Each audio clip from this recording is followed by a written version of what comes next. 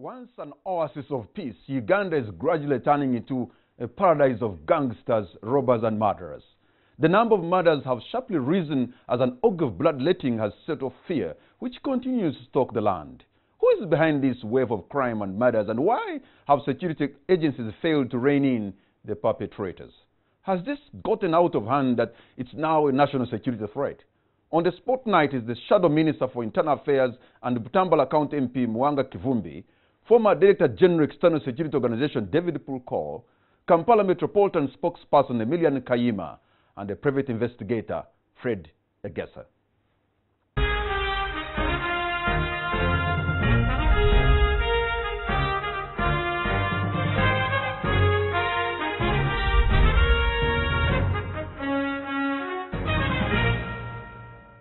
Once again, welcome to the show, and I should say Mwanga Kivumbi is yet to reach here, and we hope he will be here. Let me begin with you, Emilian. Welcome to the show, gentlemen, all of you. The President, the Commander-in-Chief of the Armed Forces of this country, a few months ago said the men in uniform have been infiltrated. And just the other day, when the IGP was parading the suspects, one of them said, look at them. These are the very ones we're working with. There's a crisis of confidence in the police force. To the contrary, I don't think that there is a crisis. Yes, there are questions that come about which we must answer honestly and openly to increase the levels of confidence that we have in order to provide the service that we must provide, protecting people and property amidst all the challenges that do exist in this country. And of course, these are challenges that happen here, that even happen elsewhere. But we acknowledge that challenges are there and we must address them. We must not lose lives. Not even one life must be lost. But when it is lost, because we know that is bound to happen, then we have a duty on our hands to investigate, find the perpetrators, run them in courts of laws for justice to prevail. What we must do also is to ensure that we give hope, that there is confidence in the hearts and the minds of Ugandans to say, yes, the police do exist, they are going to provide a service, and we have to demand for the best, and we are ready to provide the best. The challenge is notwithstanding, we are still the force that serves Ugandans and everyone else who comes to our land, and we shall continue to do so without fear or favor. So when your Commander-in-Chief addresses the nation and says his security team in the police force is infiltrated, that is understood to mean an admission of failure. Not really. Not really. Because if it is your duty to protect, yes, it and keep law and order, and you're saying, I can't do this because my men have been infiltrated, then really, that's an admission of failure on that job. Absolutely not.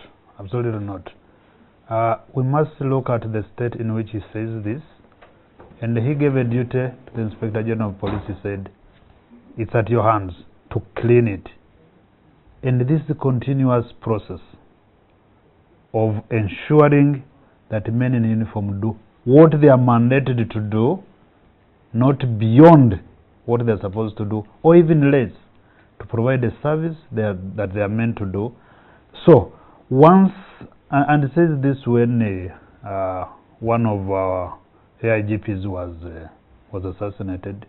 So the state in which he says this is, I think, a state of anger, frustration that this happened. And of course, as a fountain of honor, probably he knows more that we do not know, and the duty was given. And we hope that will be done. For me, it's work in progress. Making sure that we stay in line to provide that service. So the bad apples here and there must be fished out, like all of us do when we are doing our agriculture, pruning and putting things in order. That must continuously be done. So it's not an admission of failure. It's not an admission that security agencies are failing. No, they are providing a service. Tell me which country is completely safe from these challenges. These are world challenges that we acknowledge, but we are saying not even one life must be lost. When it is lost, yes, it's a challenge, and we must address that. Mr. Freddie Gesa, you are a private investigator. We have had a talk that the security agencies are fighting amongst themselves, squabbles internally. What do you read in them? Could this be as a result of the security, of lack of coordination and cohesion of Uganda's security agencies so that they can nip such problems in the bud? Thank you so much, and good evening, viewers. I think what we have to look at first is the exodus of the problem. Where did the police, where did the domestic security go? Where did we go wrong? To me, I look at the way I analyze this. First and foremost, this mistake was done by His Excellency himself, and I will elaborate. One, you know, the police which we had, people thought that was anti-government. They thought it was anti-system. So in the process, you remember the 17th Commission. That was the way like a father would undress a mother in public. Then eventually, the police was handed over to the army. You know, our procedures are very clear that the police can call in the army to supplement, but not to command. Because these are different trainings. Police, with the police, that's domestic intelligence, internal security, I mean the security of individuals. Then we have the army that handles the territorial integrity and security. Now, when you look at this situation, I heard General Katumba mentioning something very, very critical here. That is at the time when we were burying the late IGP. Said we started. He talked about a situation where they talked about starting a younger police. Now, if you start a younger police without allowing the old police to orient it, it will be like leaving a home to be guarded by puppies, and you take away the big dogs, because puppies have to learn from the big dogs. Now, with all due respect to my friend Mr. Kaima, we should understand that at this juncture there is a lot of mix-up. One, the whole security setup was bundled and put under one man. That cannot be. That's why you say ISO almost went out, got phased out. They phased out special branch. ISO became so weak now. At a certain stage, when you just get every stone and put it in the same basket of Mr. Karikaibura, I think that's where the problem lies. David, you are quite from the security background. What could be the problem? Here, people promise to come. They tell Chengera or Masaka for this case that we are coming on this date, and they make good on their promise. How can that even happen? The arrogance in the act. Yet there's a police, there's ESO, there's ISO, there's UPDF, there's PISO, there's RISO, and all other security apparatus right at the grassroots. How can they make good on the promise? I think there are three issues here that I see when I look back with hindsight, because my colleagues are sitting on where some of us sat before. And therefore, if I was sitting there now, what do I make of this and what would we do? There are three things that come to light quickly. One, the issue of capacity. You know, when you see what's happening now, you begin to ask, our security agencies, is the frontline actors like the police actually beginning to lack capacity? How come they even give you a notice and they really come? And at a time when we thought the capacity of the police, the budget of the police, the manpower of the police, the equipment of the police, the toys the police use, even their pips, so have they put too much faith in these vehicles and uniform they're putting on and forgotten the real rudiments of what it means to police a nation? So the issue of capacity, of course, I want to agree with Kaima that worldwide, the nature of crime and the modus operandi and the equipment and the technology worldwide is really challenging to security agencies, whether in America or anywhere in the world today.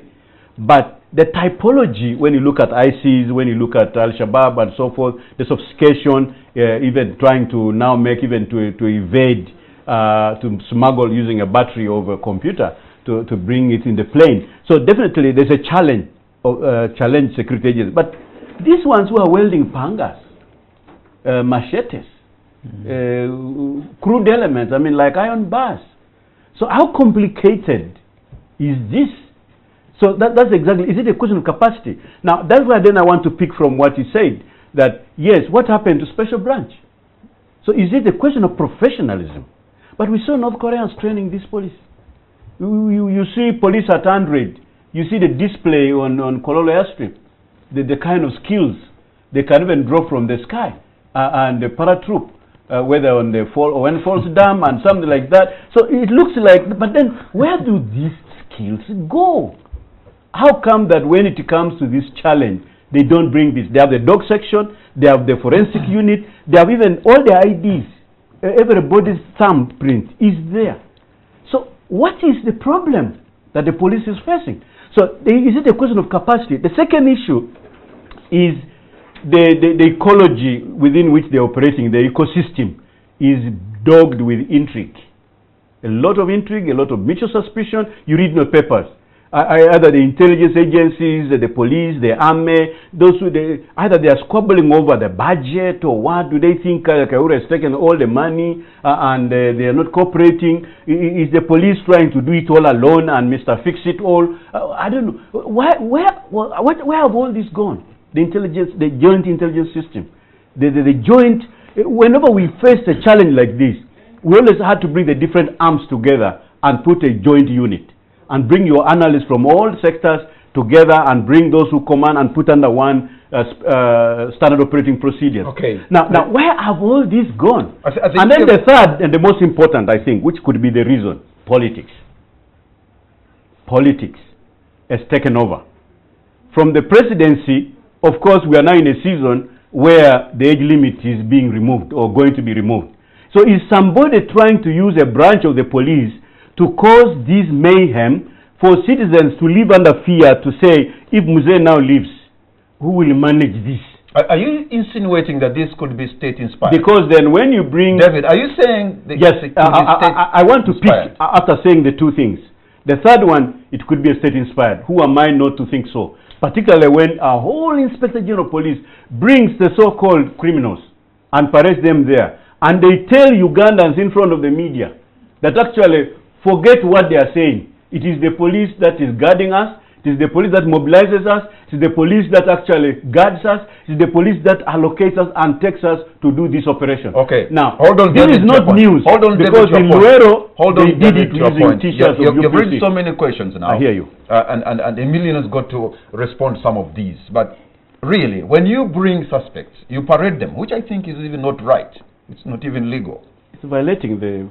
And then one of the suspects tells you that, look, you are actually, it's your men who are commanding us, who are leading us. I mean, what a public relations disaster that was on that day. Yeah, very, very embarrassing. But again, the media, I think, picked it and sensationalized it in a way. Some of these who were arrested, of course, suspected to be involved in this kind of crime. Some of them did explain to us who, of course, saying who was recruiting them. And in the wisdom of the IGP, he's like, there is fear in the hearts and minds of Ugandans. There is need for them to know that something is being done. And so, Ugandans believe by seeing, we do not cook this up. It's important that I show them. And he categorically said, these are suspects.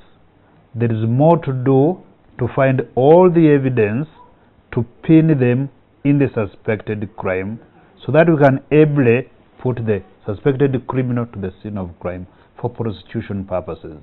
And one of them did stand. I was there physically. And they said, well, they do mobilize us, they bring us, they promise us money, they give us opium, they give us drink. That's you, police. All that. No. He said, they did. And we came to a hotel. These are his words. But when we entered this hotel, we could not easily leave. We were being guarded by men and we feared for our lives. The men in uniform? No, he said men dressed in khaki. Okay? And all of us, what is this? And the journalists, of course, asked.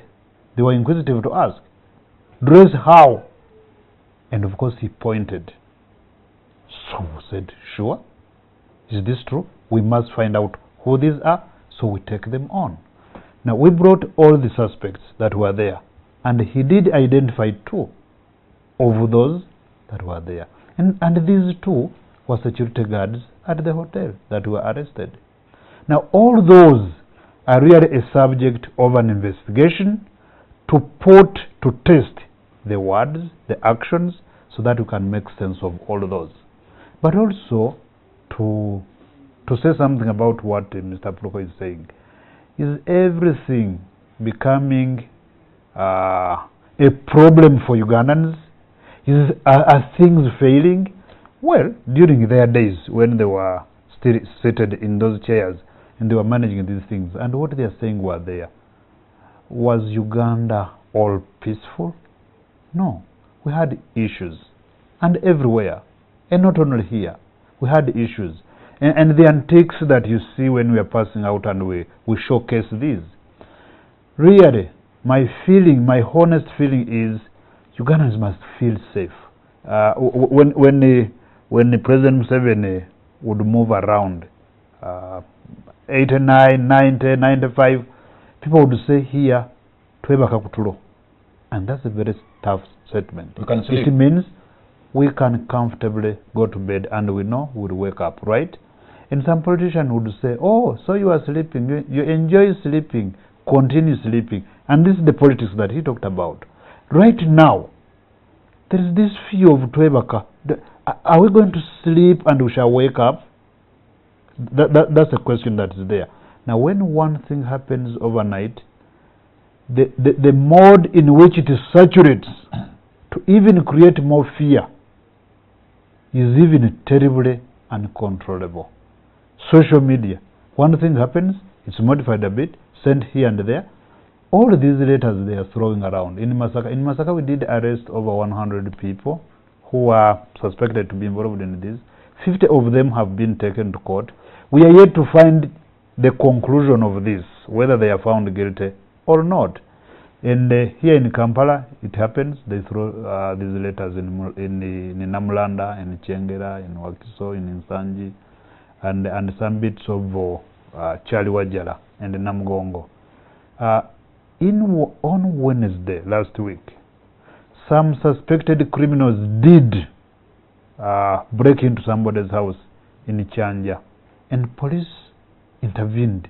Was there in like 10 minutes when they were notified? Because part of the things we tell the community, and you viewers here, do you know the phone number of your OC?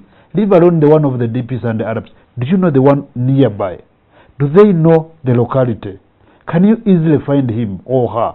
Can they easily find your home so that we can easily communicate in the neighborhood watch scheme that we have over time talked about, but we now re-emphasize.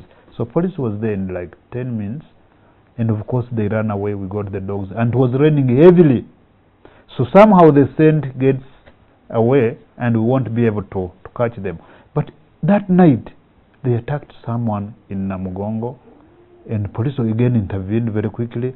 One of the criminals, holding a hammer, wanted to attack a policeman and was shot. Guess what we found? He has no document on him, so he's a criminal who chooses to engage in a crime and does not want to be identified. So we took the body to Mulago, and we are watching for those who will come for this body, so we can know who this is, who his associates are, what the motives are. We cannot quickly fix this. But you took almost the biometric fingerprints of every Ugandan, so why can't you identify them through biometric? The DNA. Is it true? Is it true every Ugandan is registered? Not every Ugandan is registered. When UCC came up with the 7-day deadline to have everybody do validate their SIM card registration with their national IDs, I tell you, many people were scampering. We're actually cursing, saying some of us did not do this. So I think it's work in progress. Once we get there, once Ugandans know the importance of having our fingerprints in in the central database, and they know the security implications, will be moving in the right direction. David, if I can come back, because there's a connotation here of politics. Could this be a political issue, or could this be as a result of inequality that we have? If a privileged few are enjoying some kind of wealth, can the majority of who are poor allow them to sleep soundly? So we've interrogated those issues. Of course, the politics of non-inclusive growth, okay, that our government is running an economy which is growing only in a few pockets and not growing a broad-based growth, economic growth. So the Oxfam report recently just brought that out. How can 3.6 million Ugandans control over 38 trillion shillings? Okay, and then the last bottom 20% are controlling only 2.6 trillion. So this inequality, where the rich are getting stinkingly rich, even within the police force, you begin to see the rank and file where they sleep. You see where some of these officers stay. They have apartments. They own them. Not that they inherited it from their fathers. Not that their fathers or grandparents had factories or had shops and so forth. No. How did they get it? These bushmen who just walked from Luero Bushwood the other day, the Luero Triangle, and now, what are they? So, how do you explain this type of, obscene wealth coexisting with poverty? So, won't that be a cause for which can ferment crime? So, if this is not addressed, so what's the future of crime in Uganda? It means the future of crime is very bright. If I was crime, I would be smiling, because the objective conditions for it are there. You're making life difficult for the police. Because and then now when you come to ethnocentrism, when you begin to see favoritism in the force in terms of promotion, who becomes a general in Uganda today until recently, you begin to see that the rest are just window dressing. It looks like there's a particular community that is favored. If you just sample now the DPCs in Uganda, district police commanders, the regional police commanders, the majority, if you throw a stone, they may go to a particular district or a particular community. Now, that is dangerous. And I think that's what Mwanga Chibubi was talking in Parliament today, about ethnocentric promotions. And very briefly, Freddie, before we go to a break, the unprofessional kind of behavior that we seem to see, how the police is being run, could that be part of the problem, that we don't have a special branch we used to have, and they seem not to be working like a well-oiled machine like the joint security staff we used to have? Now they're sort of disjointed. Yeah, before we even look at that, we should know as Ugandans that there's been lots of deaths, and I'm sure my brother Miriam will tell you that we have never even got the crime report for 2015. It's terribly embarrassing. Why do they hide these reports? That means that the police once look very smart. They want to look maybe very, very sweet before His Excellency. But to us, the public, we are losing our relatives. We are losing our people. Now, what does that mean if the police has deliberately decided to hide the report for 2015? For 2016, they just brought a fraction of about 3 months. What does that mean? That means that even the figures will be doctored, and we will never know the statistics of people who have been losing. Now, if we are dealing with the police, that is not about to be truthful. If you're dealing with the police, that is not about to be realistic and possibly maybe objective, then we still have a big problem. Thank you very much. We are going to take a break, and we'll be right back. Welcome back. You're watching On the Spot. My name is Patrick Amar. My guests tonight are Emilian Kaima, spokesperson, Kampala Metropolitan Police; Fred Egesa, private investigator; and David Pulko, former Director General, External Security Organization, ESO. Emilian, there's another wave of criminality. Just yesterday, there was a lady driving along Mukwano Road, coming from Namuongo, and then she sees somebody removing wheel caps off another vehicle in front of her. And she tries to hoot to warn the person in front. But these people walked up to her window and warned her.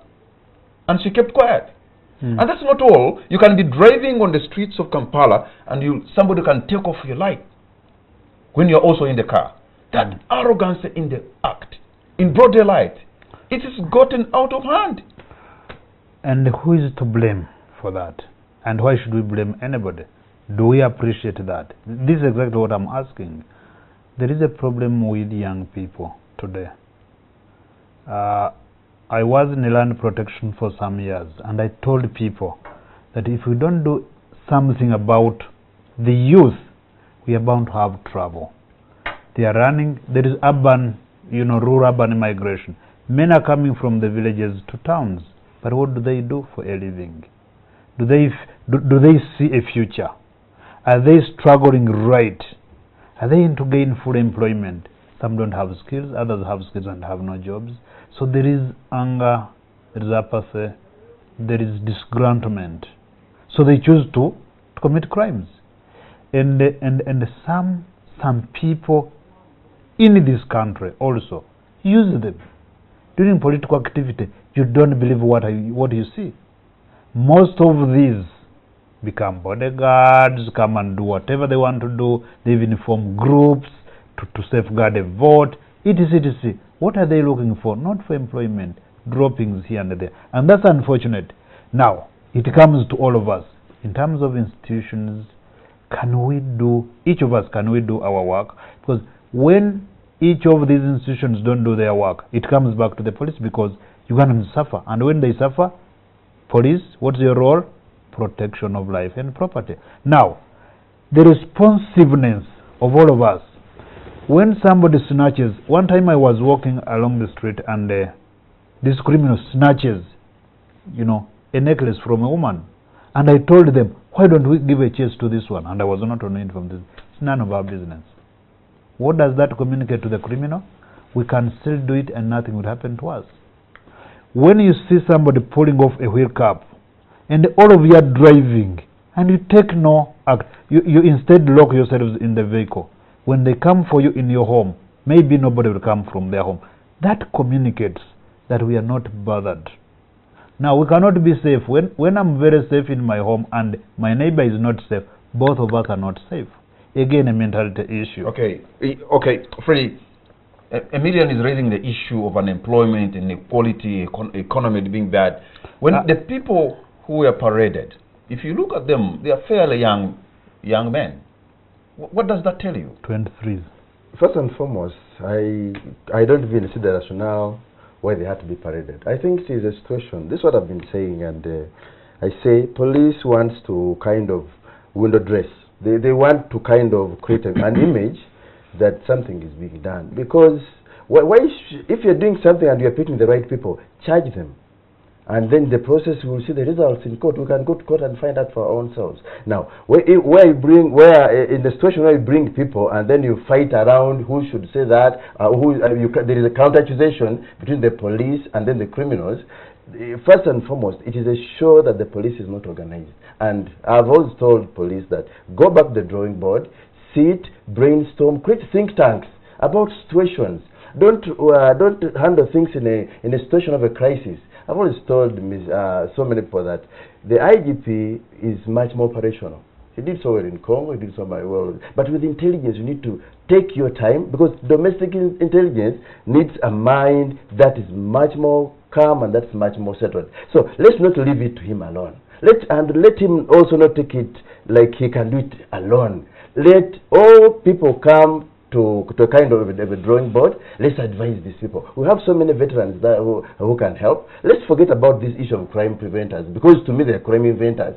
By virtue, not because they have bad manners, but by virtue of poverty. These guys are too poor, and as much as we may have 1 million or 2, they are ineffective. Because where are they now that people are being cut? This is the time when we need them. If they are not there now, so we don't need them. And now think of that taxpayers' money. It was wasted.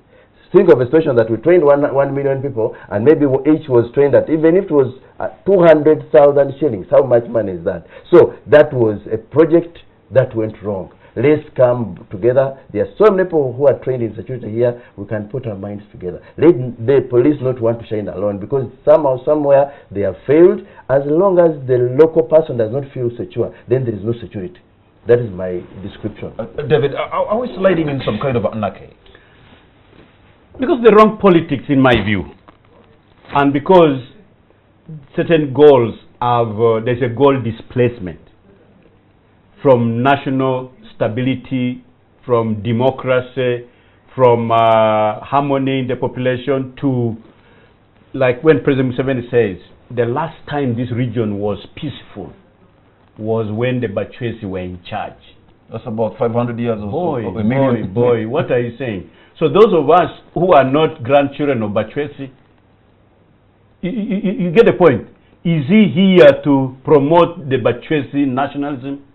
Is it that why they dominate in our security apparatus at the top echelons? You know, this is dangerous politics. So are you saying that he's fixated on some I'm trying to say that, for example, this, according to the Constitution, these institutions must have a national character. A national character means at all levels. But now when you put one community above others, it creates that, and also when they are unprofessional. Look at this. When you parade suspects and extract confessions before the press, is that admissible in courts of law? What does the criminal prosecution procedure say? You know, and even if you are to confess, it should be above a certain rank of assistant inspector of police or something, or commissioner of police. It is not just below anybody for it to be admissible. Our laws are very clear. But now when you bring this, are you really doing policing or you are doing politics? Because otherwise, what are you doing? Now, when you oppress me and then I'm forced to confess so that I survive, but when I reach at the judge or the magistrate, then I can now say my mind. Is that what we are beginning to have here? What happens with the principle of presumption of innocence, which is a constitutional right? So, is this really the best the Uganda police could do to violate the law? Police are officers of court. Even the judiciary has pronounced themselves on this unbecoming behavior of Ugandan police, which is unprofessional, parading people there. For example, Muslims, clerics are killed. And then you find that whatever the police is holding in their cells, they come and say these are the ones. Or the late Kawezi is killed. Oh, they were running to Congo, we arrested them. They were running to Kenya, we arrested them. You know, listen. Now, if the police was parading this excellent work that he mentioned, when they were breaking some house, the police arrived within 10 minutes with the media, and they saved the situation. You know, in action, and citizens could appreciate. When this and that happened, this is what the police did, and you laud that. Or this one you say was taken to the mortuary. You know, and you can embed the media in your operations chief. But when you wait after the act and then you get any criminal and then say these are the ones, first of all, you are saying these are criminals. You are now the law yourself. No. You have become a judge, yet you are supposed to investigate. Because you have now said these are the criminals. So, and these people are parents, they have daughters, they have children, they have wives, and so forth. You have already what they call labeling theory in criminology. So this kind of labeling citizens and then throwing them in one basket, those are the criminals. So the world has gone thinking that these are the ones. Okay, no, Emilia. It is totally unprofessional. The death of professionalism is what I'm crying about. All right. And Emilia, should I even take it on from there. You continue putting playing for the gallery that went wrong? No one knows. Just take away that uniform and come into politics. Absolutely. The IGP? Both of them who are doing this politics in the police. If you choose to be a police officer, please be a police officer. Don't come and just do silly things like this. Because God knows there's a law, there's Criminal Procedure Act, there are sections.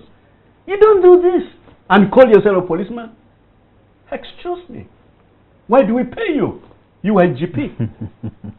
Yeah, why do we give you a helicopter? Why do we give you resources? Why do we give you a budget? And then you come and do such a shoddy job. And then even among the people you bring to confess are saying it is actually the police, and you want to contradict them. What a shame. And for you who works for the IGP, why do you take the IGP to a situation like that? Because you are IGP handlers. Why do you take your boss to fail, to be put in shame, in ridicule? Why? A rebut there. I rebut to the eyes needed.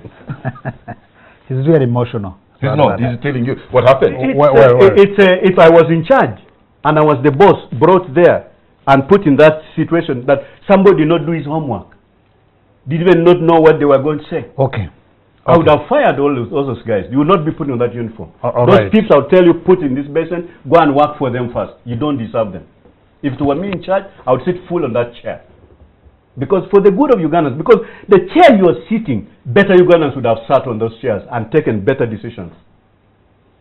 Right, right. In the face and in the wake up of these leaflets being thrown around, and people's minds not settled because of the fear created and of the many messages going around, the IGP said, well, there is so much we are doing, but are Ugandans in the know? I want Ugandans to feel something's being done. We want to give assurances that something is being done and we are actually on top of the situation. The leaflets that were thrown in Namlanda, Chengera, Nsanji, Namugongo, nothing happened during Christmas. We pray and we are working hard, nothing happens to actualize the crime that is taking place. Now the parading, yes, there are issues there. But IGP was very categorical. He says, these are not criminals yet. These are people we suspect to be involved in this kind of crime. We want Ugandans to know that we are doing something in relation to the fears that are being created in the minds, in the hearts of Ugandans. And what we are doing, we are investigating them in view of taking them to court. We do not say they are criminals yet, because the law is very clear. The presumption of innocence until proven guilty. Yes. So he made mention of that. And I think, and I know, he knew it and he meant it. If that but Ugandans want to know that they are protected if they can sleep soundly. Ugandans want to know that they're protected if somebody does not snatch their things on bread in daybreak during day and with that kind of arrogance. Ugandans want to know that they are protected when they can walk, do their business and come back home and sleep. Like no, they don't want to feel they are protected because you are parading some people. Let me answer that. When you come to town here and you find this kind of the snatching of bags, I don't want us to act like we are fighting symptoms. Let's look at where the problem comes from and our role and the role of the other stakeholders, including you. So sometimes I want to believe that is it a problem of the family being dysfunctional and institutions failing at some levels that is breeding all of this? And of course, those who will be in the firing line are the police, because you need your peace at all costs. You don't want explanations. Now, when we are addressing one problem, we should avoid creating another. And that I agree. So, what are we saying? To critique, to criticize situations is very, very easy. What remedies are we giving that are tangible? For me, each of us has a duty, starting with the police, whose duty is to protect Ugandans. We took oath to do that. We are paid for that. We are proud to be doing it, even when there are challenges here. So each of us should do their role and should be allowed to do their role. At a level of parents. Also, Emilian, are you saying that the civilians, the Ugandan people, have not done their role? No, I'm not accusing anyone, but I'm looking at, for me, what really threatens me are these young people, 19, 20, 23, who are involved into this crime, some of whom are not even ready into crime, but when I look and study them, there is a possibility of being recruited into that. What are we doing that? What are we doing about that? at both individual, family level, and institutional level. We must have solutions for this. For me, the issue of unemployment is a big issue. Unless they get hope, they will be hopeless. And people who are hopeless, people who don't see something for tomorrow's survival, they are very hard to manage. So they must see that. That is critical. Are we doing something about that? Freddie, people who cannot see something for tomorrow's survival are very hard to manage. Those are the words I'm repeating that you just used. Could that be the case? And so that means it is our situation, this is how, that's the state of affairs, and it's very hard to manage. That's what the police is saying. And I've always told police that there is a situation of mix-up. In policing, you are limited to a certain direction of focus. You should know what to look for. Your duty is not to cancel anybody, but to maintain law and order. There is, before even I go to this, I've criticized the ways people are being arrested. You hear that people, though the arresting team even had to use, had to cut doors with axes. They had, because if a policeman is arresting, I think let's talk about ethics and the respect for Ugandans. If you are arresting me, tell me who you are. First, take me to my DPC so that my people know where I'm going. This question of saying that someone was picked late in the night and the area police does not know, Mr. Kaima, that is being really mafious. But that doesn't happen. There are complaints. Not what I'm saying, everybody can be arrested. But if you are to arrest, pick that person. This is how a minister was arrested. Tell him, my friend, I'm taking you here and there. Let his area police officer get to know so that his people can follow up. 2. I believe that the police has the mandate, and the mandate is not ambiguous, or it is not even endless. What is your mandate as police? Your mandate is to maintain law and order. Don't care about situations whereby maybe people are poor or people have not been cancelled. No. Deal with a situation whereby limit yourself to what concerns you. Otherwise, we have departments. We have integrity. We have the Ministry of Integrity, which can think tank around those areas. As long as the police becomes a broad think tank for all the issues that happen, maybe these guys are hungry, these guys are this. No. If a suspect has been arrested, deal with him in that type of direction. Okay. Now, it will help you first. It will narrow your work, and it will simplify whatever you're supposed to do. David, at the very beginning, the connotation you had was that this could also be state kind of inspired. Well, could they be having black operation? You see, when a situation like this happens, and the spate has increased, whether it is car robbery, whether it's a rebel activity, whether in this case Talimbwa, whether it is this case and so forth. So the security agencies have to find a way of infiltrating. So sometimes they set up pseudo or operation teams to lure those who are otherwise in the business.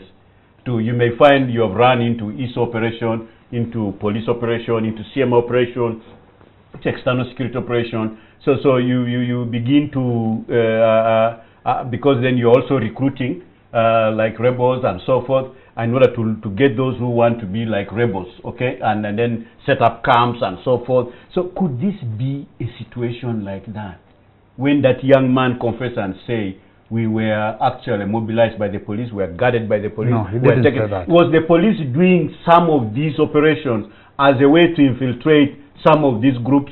I cannot rule out.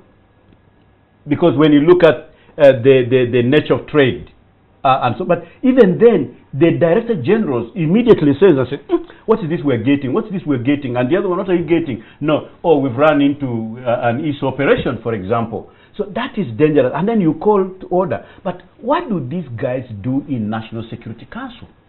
What do they do in Joint Intelligence Committees?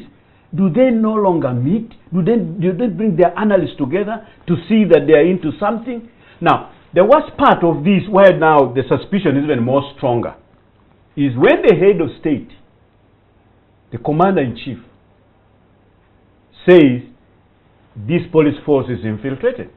And now criminals themselves are also saying, young people who are being used by some of these elements in the police are also testifying, like putting content into what the president was saying.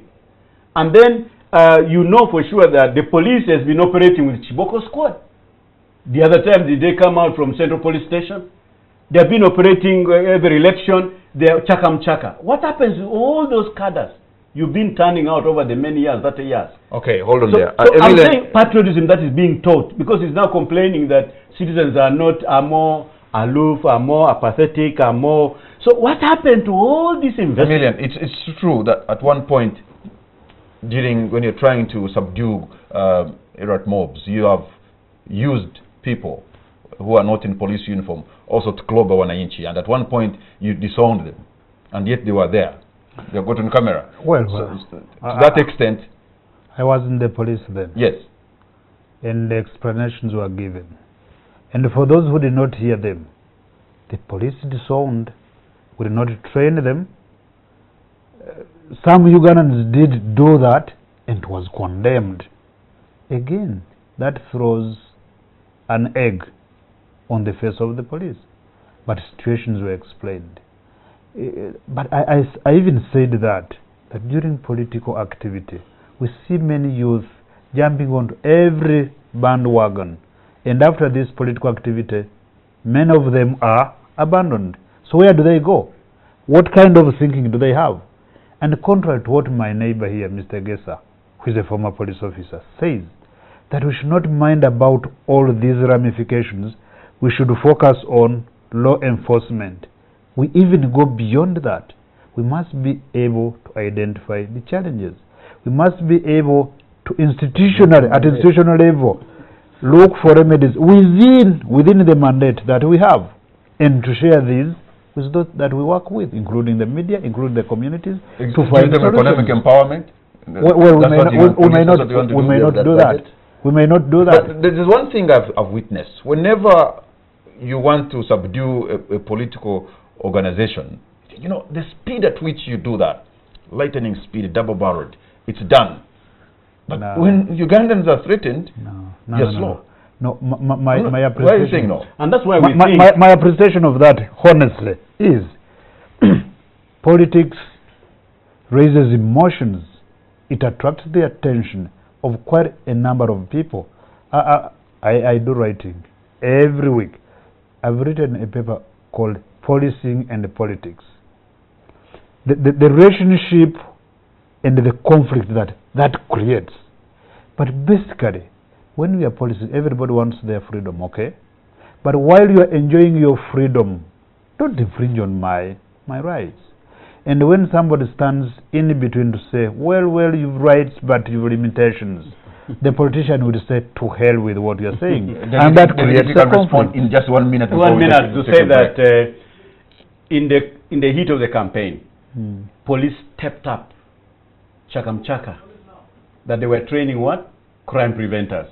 They gave them motorcycles, some of them laptops, they even established headquarters in Wandegea with a CEO. You wonder whether it is a corporate company or something like that. Now, that's one thing. Then you saw them donning on T-shirts of the president, and they were being transported by regional police command DPCs to come to Kololo and putting in uniform. These are crime preventers. Some even were putting them on police T-shirts. This was a disaster for you who writes about policing and politics, because then you have made it partisan. And even the problem even made worse when the president says Kale Kaihura is a political commissar. So he doesn't see him as IGP. He sees him as a cadre of NRM, and NRM the party. So that really adds problems into these whole. So yes, politicians may not have allowed the institution of police to grow as an independent arm of the state with this professionalism. They have mixed it up, and these days they even have political commissars within the police force, something we did not used to have. So it's a kind of a partisan. So maybe this type of police doctrine has taken over the police, meaning it is now the umbilical cord with NRM, the party, has been established. Whereas the umbilical cord with UPDF, NRA has not been cut. Let me hold right now, because I have the Inspector General of Police on phone right now. He's been watching this program, and I think he wants to respond. Yes, welcome to the show, General Kaihura. Hello. Yes, sir. Hello, Ndugu. Yes. Hello, hello. Yes, we can hear you. Can you hear us? Hello, Ndugu Kamara, how are you? I'm fine, thank you, General Kaihura. First, I protest.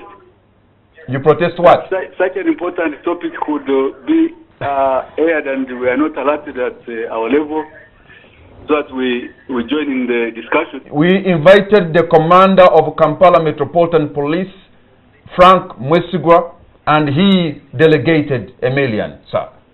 And if he's protesting, okay. he takes tear gas. So you protest against Mwesigwa, sir? We administer tear gas. Okay. Okay, sir. Fine. Thank you. I thought I should do. So I thought I should mention. I was clarify.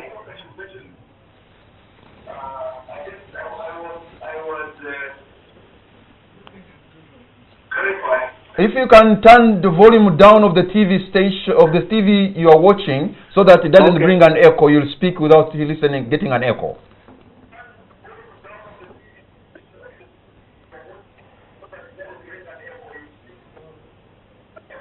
Can you hear me now? Yes, we can. No, I was.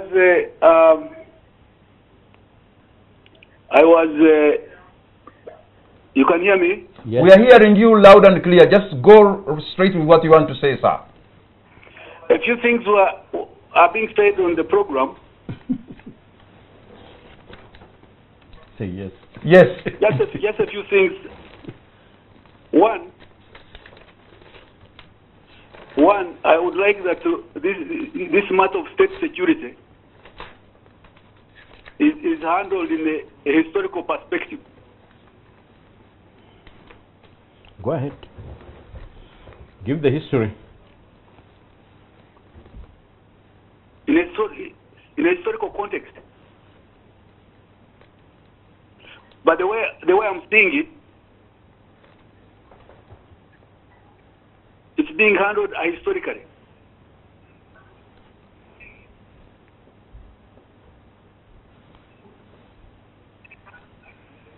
We have had waves of crime recently. They were first in the 90s. We had in the 1999.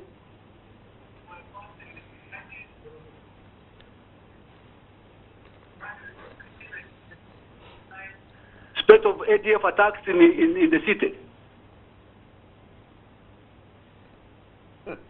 Can I give some advice, General Kaihura? If you may, don't listen to the echo. Speak at one go like you normally could, so that we can hear you. We are hearing you loud and clear, but the problem is that you're listening to yourself through an echo. All right. Okay. Okay.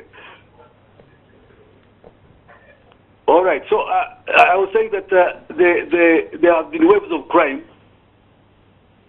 1999 to 2001, you had the bomb attacks in the city by ADF. Then after that, you had killings of businessmen.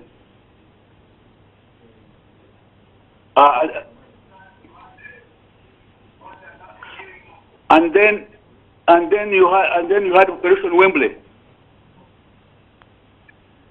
and to effectively deal with that problem. Then subsequently we had we later on had 2010 bombing, and then after that we had Al-Shabaab attempts to continue those bombings, which we defeated.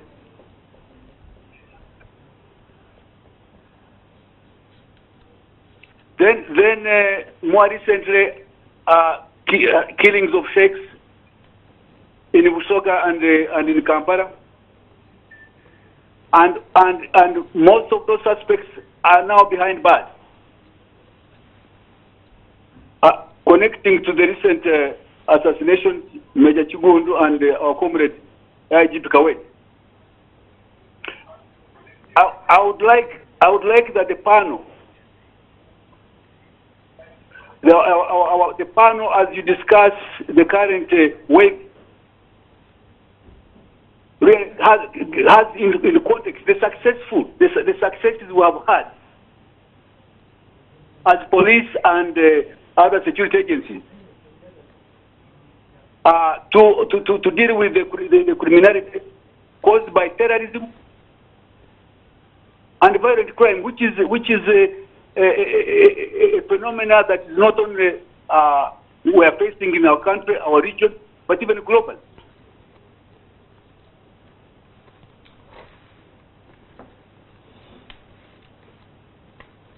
Okay. So the judgment on the police should have a historical perspective, rather than simply looking at the current challenges.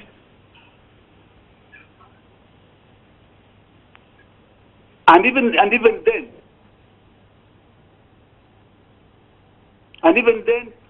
as we face this challenge, we are succeeding. Weaknesses notwithstanding, I will not gloss over the weaknesses that we have, but to blanketly suggest that police is ineffective and whatever else, and the issue.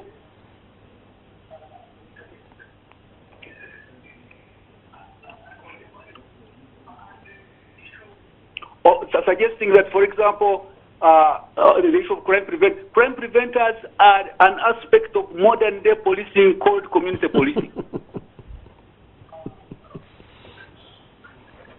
Okay.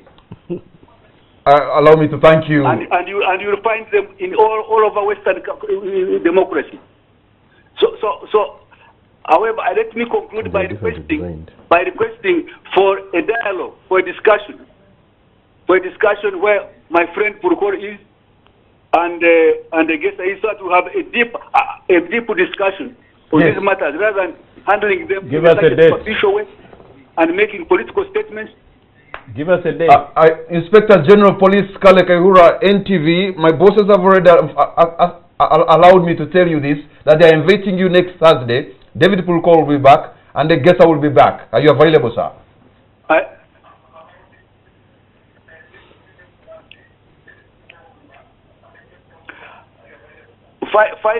Finally, I would like to address my brother Purkor. I did not realize that somebody can transform so radically. Go ahead, sir. The Purkor I'm seeing on TV is not the Purkor I know. But you are also not the Kale I knew, because you have become such a blind man. Well, I don't know about that. I hear you. I've been consistent. I knew you when you were major, when you were captain. I have been consistent. Yeah, I saw you when you were growing up. Yeah. Thank you. All right, thank you very much. That was. Thank you. Thank you very much. That was the Inspector General of Police, General Kale Kaihura, who's been watching this program, and he was forced to. He felt he was compelled to ring and make his contribution. And before we take a break, I should just remind that these two gentlemen, General Kaihura and David Purkor, at one point we flew together on a flight to Bundubujo, and I saw you work the UPDF when you're working together as a unit. Yeah, and when you say you know each other, I saw you guys work together. That's why I'm even annoyed about in the Congo, even in the Congo, even in the Congo, to fail so miserably in a press conference like that. Let's take a break, and we'll be right back and open the line so that you two at home or wherever you are, you can make your contributions. Welcome back. You're watching On the Spot, and my name is Patrick Amara, and my guests tonight are David Purkor, Freddie Egesa, and Emilian Kaima. We have just, before the break, we had the IGP intervene himself, and I actually also referred to you as, I think he cannot remember you. This is not the David he knows. Yeah. What do you make of his contribution? Well, I think he's right to question these things, because, but he should know that the same right he has, I also have the same right, because I've seen him grow. I was a minister, he was a captain, he was a major. I've seen him grow through the ranks, and we've worked together in different operations, even when he was a military assistant to the president. So there are other things that in that time that we supported each other. But the Kale I knew, and now at the helm of the police. That's why sometimes I feel bad, like how can he be taken to a press conference where he miserably fails and is contradicted by, and you look at the kind of person who's contradicting, you know, it's just, you feel like the earth should open up and you go in, if I was the one. So that's why I am saying, look, those who take the IGP there, sincerely speaking, did they do their homework? Now, why we speak like this? Because we want national peace and security, we want stability. We are together. But they know that these capabilities are here. Not even consulting, not even saying how do we it's not that our time was any better. No. Actually, they are living more in a peaceful times than what we were. So which means they have done much better, because it's given us the history, the perspective. It is a collective. A chronology of events that have happened, and those the police has been working hard. Those who laid the foundation, we came and built on it and so forth, and they're building on it. But when you see the thing collapsing unnecessarily, then you are concerned and you're forced to speak out. And now in the present Uganda, you just don't know, why are people becoming cowards? They don't speak. A few of us who have chosen to speak out, for good, for once, because then those who are in authority will pick up and some advice there and implement. You feel like saying, Kale Kahura, I think just go home. We buy a huge TV and you watch and see how we run a country. You feel like you get tempted. That's why I'm saying, where you're seated, a better Ugandan would have sat on that seat and taken different decisions for the benefit and stability of Uganda. So, but when you sit there, please make sure that you are sitting in a sacred place. All right. Now, I want to come and say historical perspective is very important. Yes. But again, what's the enemy now? If you ask Kale Kahura, the time when you used to blame ADF is long gone. With the ADF leader behind bars. Now, how can ADF be so powerful from the roots of Congo and come and run operations in our city here? With this age and time, using what logistics? But terrorism is multi-faced. I hear you in terms of Al-Shabaab. So what's their command structure? Tell us. What's their budget? How do they move money? How do they move assets and so forth? You must be, what's the enemy? What's their command structure? What's their communication, control, command and communication? So that you disrupt. But you see, this thing where he comes and talks casually, that the politicians were behind this.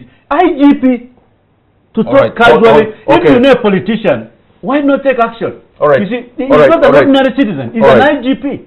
Not anybody can be an IGP. I think you've had your fair minute of trying to rebut that. But let me open the lines so that we can also hear what other Ugandans are saying tonight from all across our land. Let me take the very first call online. Hello? Hello? Yes, good evening, sir. What's your name and where are you calling from? I'm calling from Kira. From Kira. Go right ahead, sir. Yeah? The problem is that you have left your volume up and it's bringing an echo. We can't have a communication. Okay, I've reduced the TV. Thank you very much. Then you can speak now. Hello? Yes, go right ahead. How are you, Kamara? I'm fine, thank you, sir. Your name? Richard Kim from Uganda. Richard, go right ahead, sir.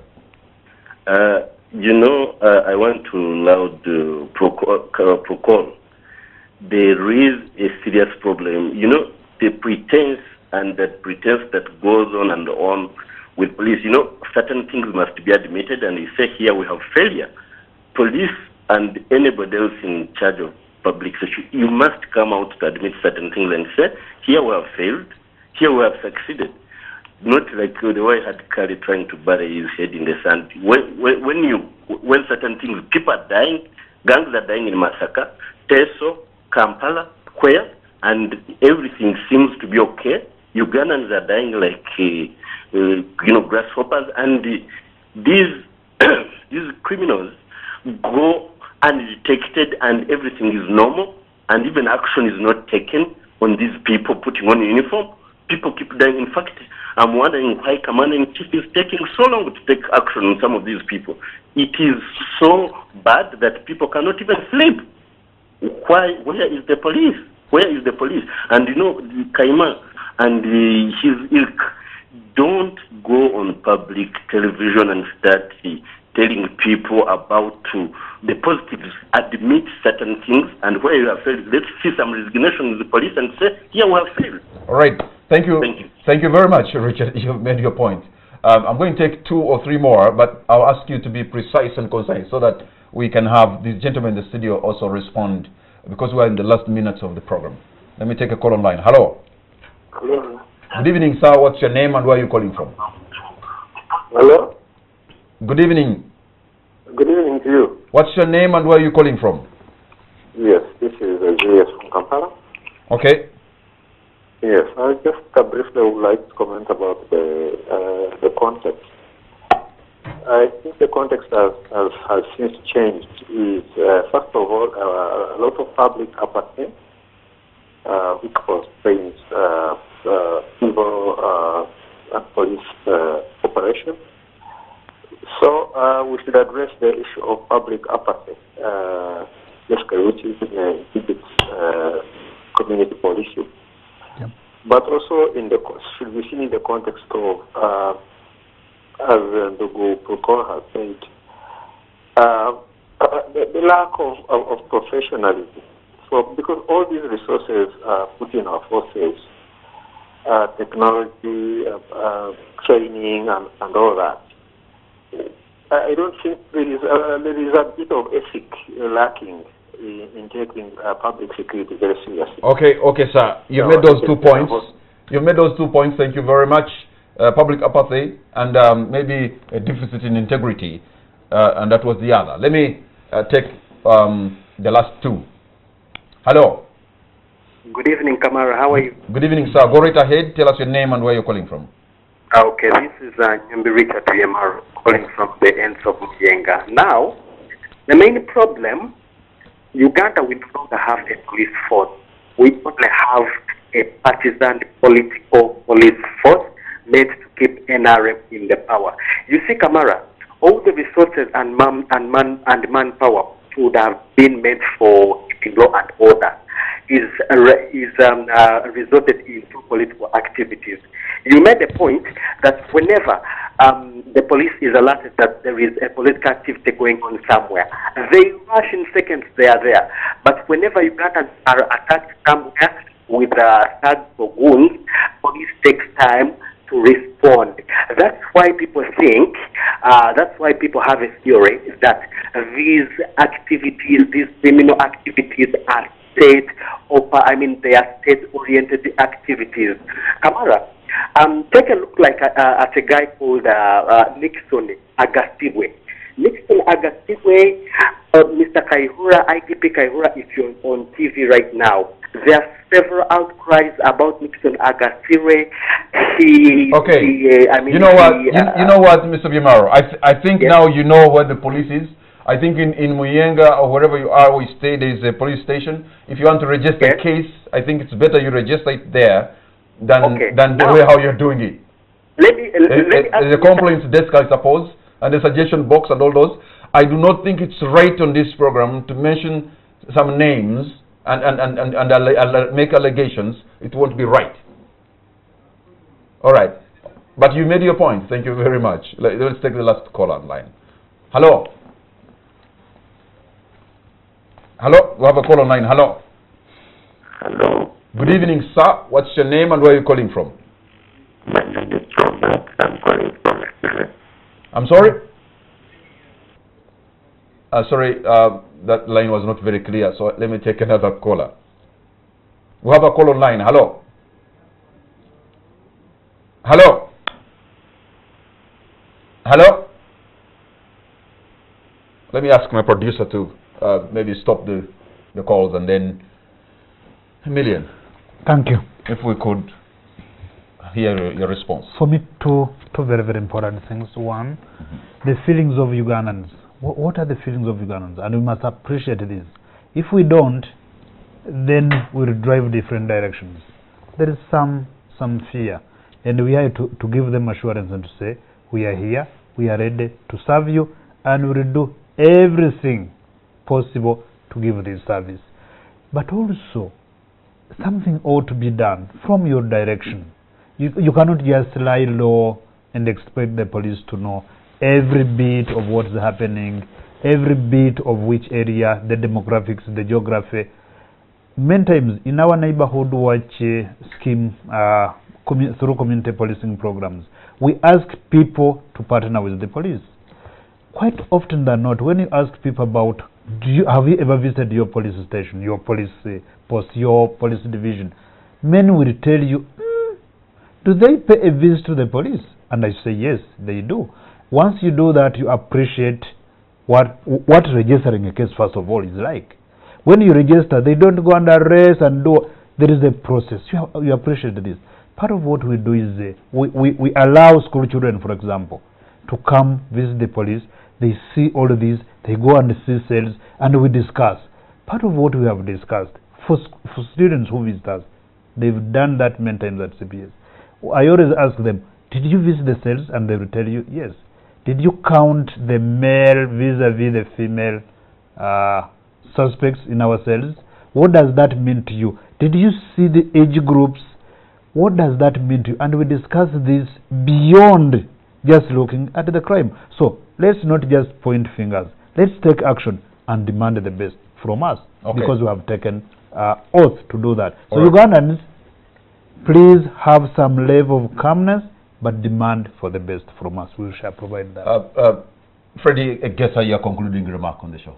Possibly, I would remind Mr. Millian as an institution that there is nobody, as they investigate the public, there is nobody investigating the police. Now, that's why sometimes PSU punishes the police, it does not investigate police. Like, you will not compare them to special branch, meaning that you don't care, you don't bother. These are guys you arm, these are guys, some of them who do a lot of whatever, but nobody looks at their back to see what they're doing. So, to a certain extent, if you leave a police that is not countered, the public is to suffer. Okay, David, your concluding remark very briefly. My concluding remarks as follows, that I'm so happy that the IGP has agreed to come here next week. So let him follow on his promise. And I think let's discuss this as citizens who are joined by a common desire to have peace and security and stability for our country. Because honestly, IGP, wherever you're sitting in air-conditioned, shock-absorbed, air-conditioned, bulletproof car, please just get out of that and know that citizens are beginning to live under fear. When they move out of Kampala, when they move out of their homes, the people, the children they have left behind and so forth, that fear is creeping again. So please do not dwell too much on the success of the past. Let's tackle the current wave and tell citizens what the problem is, who is the enemy, what's the structure of the enemy, how big the enemy, what's the weapon of the enemy, how is the enemy able to do this without, and so what are you doing to disrupt this? But please, for goodness sake, as a lawyer, and this is most important, and that's where the Law Council needs to come in. If you have a member of the Law Council, in the names of Kale Kaihura, doing things that offend the law, i.e. parading suspects and calling them criminals and labeling them, violating those sections of the rules of procedure of prosecution, or even keeping them beyond 48 hours. I think just like the certificate of incompetence was given to one Attorney General, I think the Law Council may need to polish one of their own. All right. Thank you very much. Okay, ceasefire there. And let me give Emilian the last moment. You are very kind of us. Yes. Thank you. One, tomorrow, and I need to say this, we do many things. Let's not focus on only one. Tomorrow, the Uganda Police Force in Kampala Metropolitan is going to donate blood. We are going to assemble 800 police officers doing that. On Sunday, we will assemble in Wangulukuku to play games with the members of the public that we police, so that we can break barriers, build bridges, and come together and serve you much better than we have done. Thank you very much, Emilian Kaima. Yes. You're such a strong man because you're taking a lot of heat, but you have strong shock absorbers. You can absorb the heat. Thank you very much, Mr. Freddie Gisa, private investigator, former SO director, David Pulkol. Thank you very much. I should also say thank you very much, General Kale Kaihura, for having been a part of this, and all of you who called, and all of you who have been watching from across this beautiful land, the Pearl of Africa. Good night and God bless Uganda.